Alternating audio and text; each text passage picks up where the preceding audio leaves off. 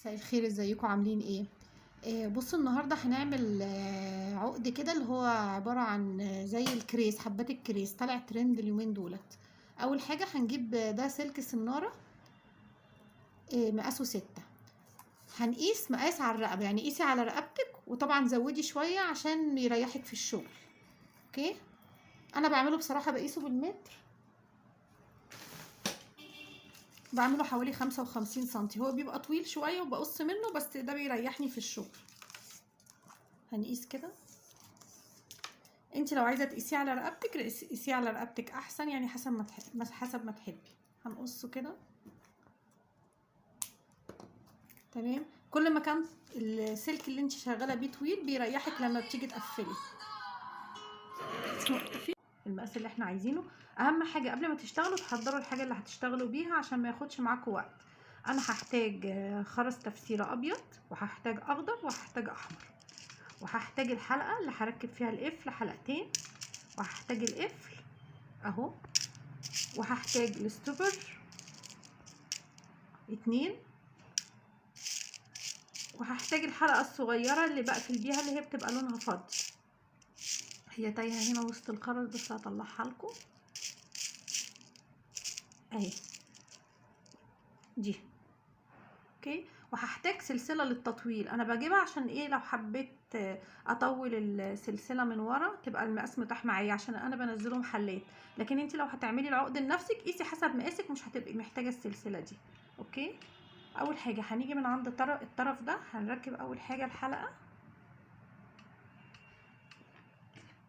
اهي، هندخلها كده.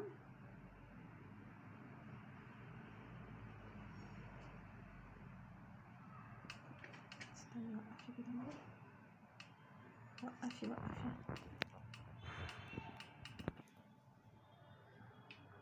هندخلها كده وهنضغط عليها جامد كده، ونتأكد انها ايه، ما بتتحركش كده.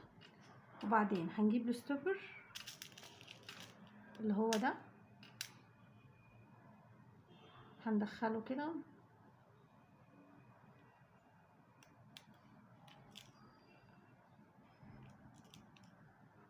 وهنقص الحتة الزيادة دي كده عشان تقفل عدل، وهنقفله كده ونضغط عليه عشان تبقى مقفولة ايه كويس. هنبتدي بقى نعمل ايه الحلقات بتاعتنا. هناخد 10 او 11 او 12، يعني ايه من 10 ل 12، ممكن 14 في اول واحدة حسب ما تحبي. ادي 2 3 4 5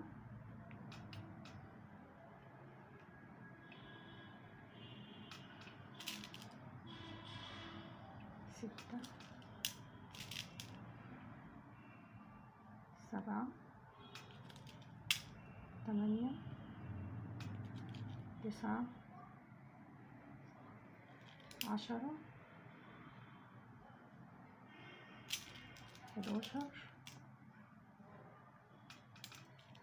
12. خدت 12. بعدين هاخد واحدة خضرة كده،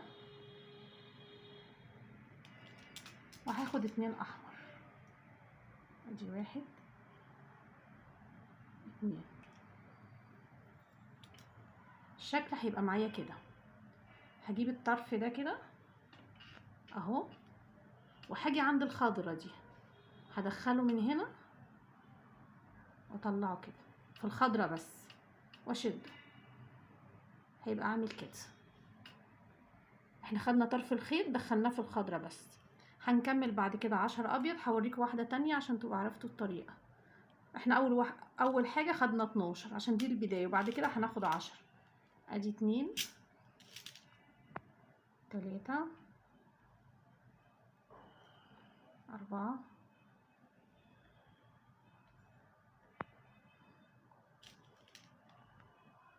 5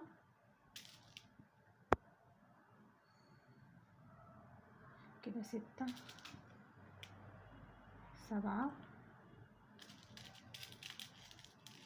8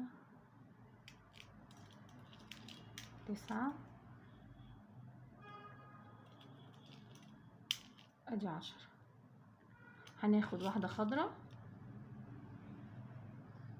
و2 حمر، ادي 1 ادي 2. تمام. تاني طرف الخيط اهو، طرف اهو هندخله في الخضرة دي اهي كده، وهنشده كده وهنشدها كده عشان تقفل على التانية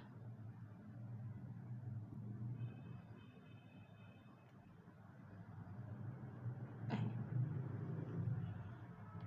بصوا بقت عاملة ازاي.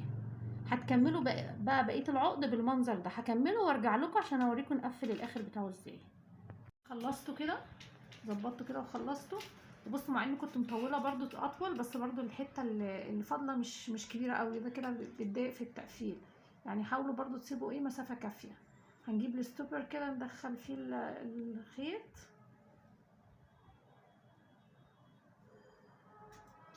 اهو كده، دخلنا الستوبر كده فيه، الكفر بتاع الستوبر كده دخلناه. وهنجيب بقى الحلقه الصغيره دي برضو ندخلها عشان نقفل زي ما عملنا في الاولانيه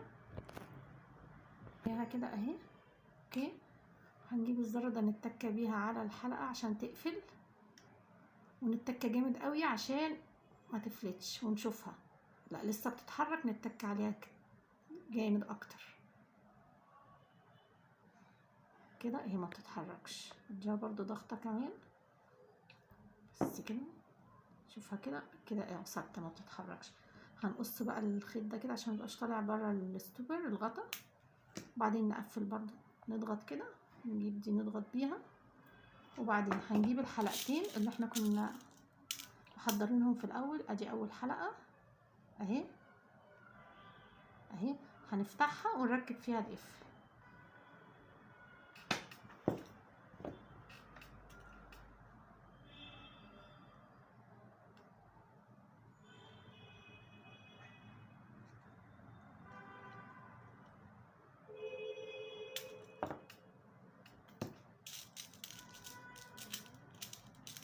نجيب القفل كده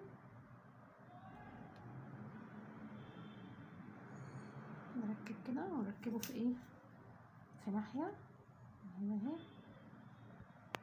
كده. نبتدي نقفل الحلقة ونضغط عليها عشان تبقى مقفولة عدل اهي. الناحية التانية برضه هنركب فيها حلقة تانية. دي حلقة تانية انا مطلعاها اهي، نفتحها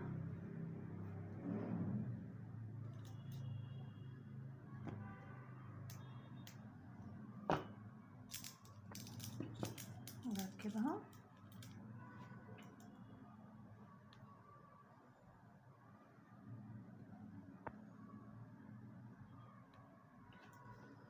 هنقفلها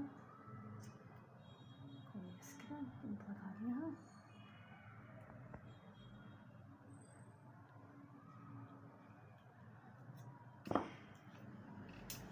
يبقى كده الشكل النهائي بتاعه.